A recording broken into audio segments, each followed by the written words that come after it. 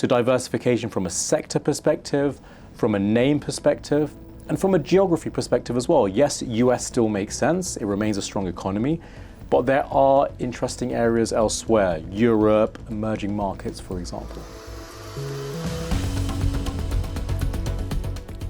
Hello, ladies and gentlemen.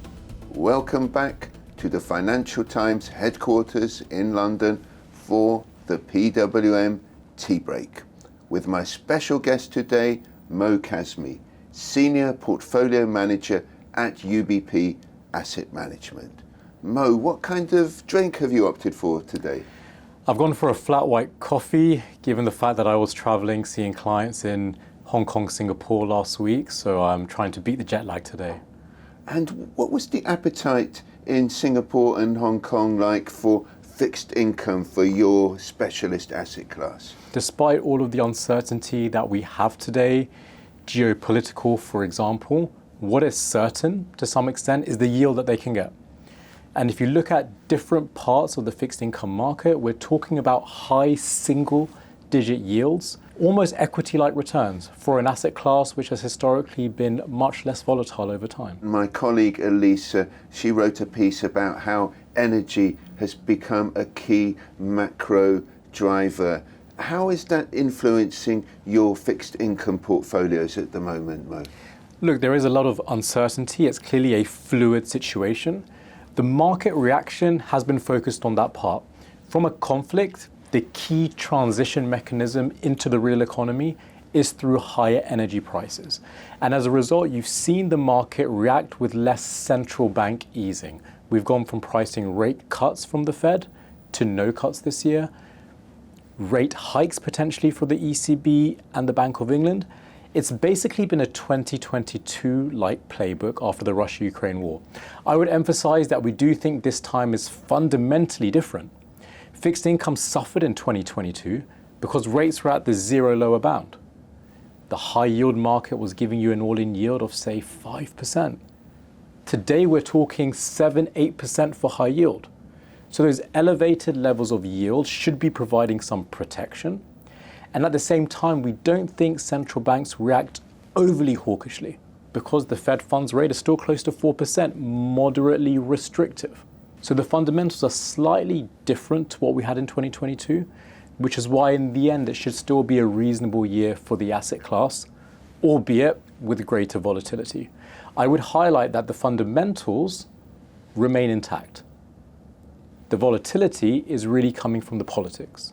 So diversification from a sector perspective, from a name perspective, and from a geography perspective as well. Yes, US still makes sense. It remains a strong economy, but there are interesting areas elsewhere. Europe, emerging markets, for example. I was also in Asia the week before last, and the industry there, the community there, were mourning the sad passing of Mark Mobius, legendary emerging markets investor who I had the privilege to meet on many occasions, and I was just putting together an obituary of Mark, and his focus was very much on emerging market equities. Do you feel that sometimes emerging market bonds do not get the priority that perhaps that they deserve? Within a multi-sector allocation, if you think about emerging market, local currency, sovereign bonds, the likes of Brazil, Mexico, South Africa, you're getting double-digit or close to double-digit types of yields. You have central banks who have been relatively prudent with room to still ease policy over time.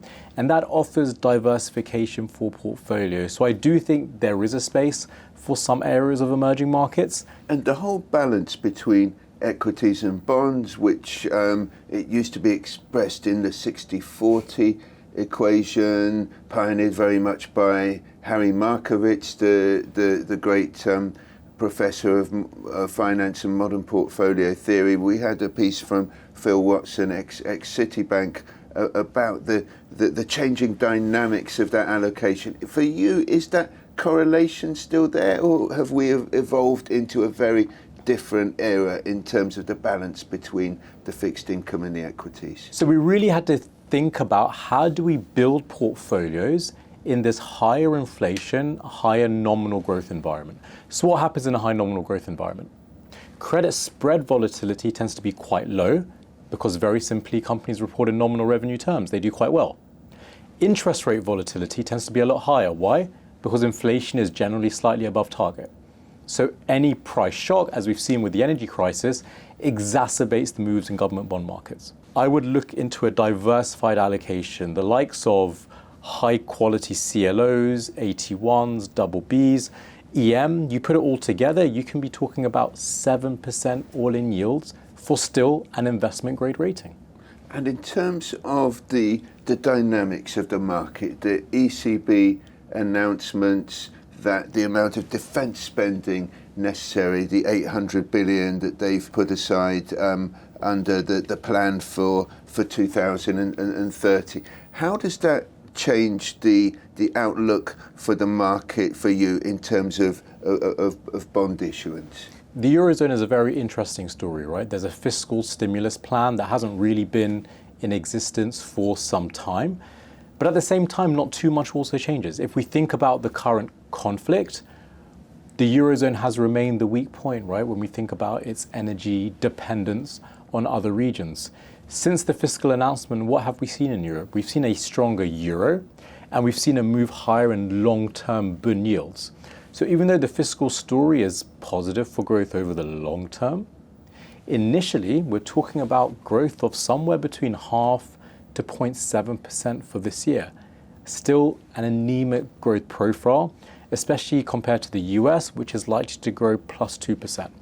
So yes, it's still a positive view over the medium term for the Eurozone, but it's not going to happen overnight. One way that I think investors can gain an exposure to this type of story would be through convertible bonds.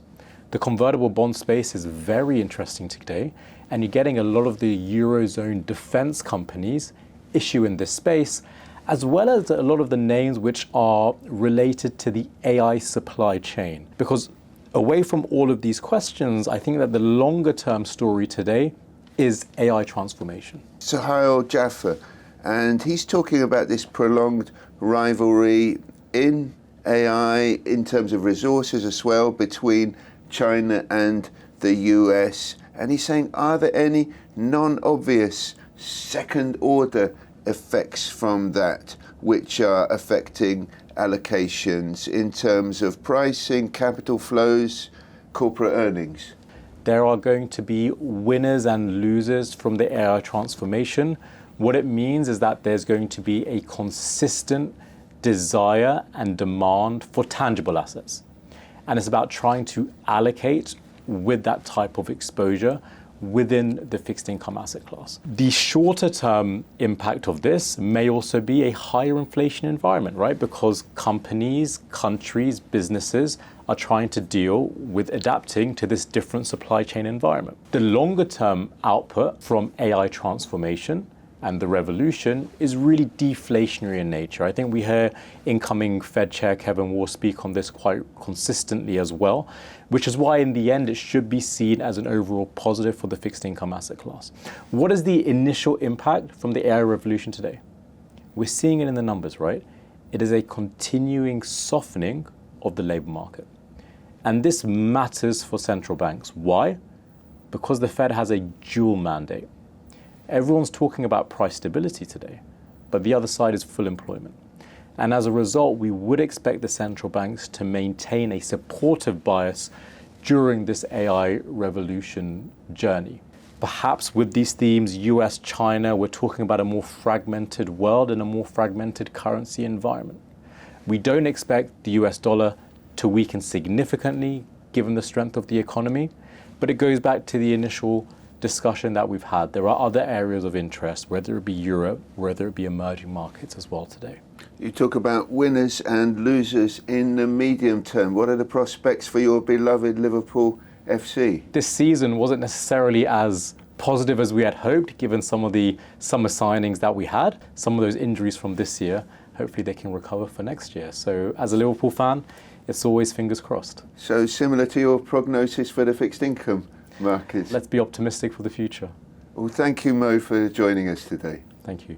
And I'm afraid that's all we have time for, ladies and gentlemen, please do keep sending in your questions for our interviewees. Next week, we'll be on a slightly different trajectory, talking about family offices and disputes between different generations, how those can be managed, and how the philosophy of the different generations feeds into the structuring of the portfolios. And next week, we'll be with you again in the studio, and please join me and my guests for the next PWM Tea Break.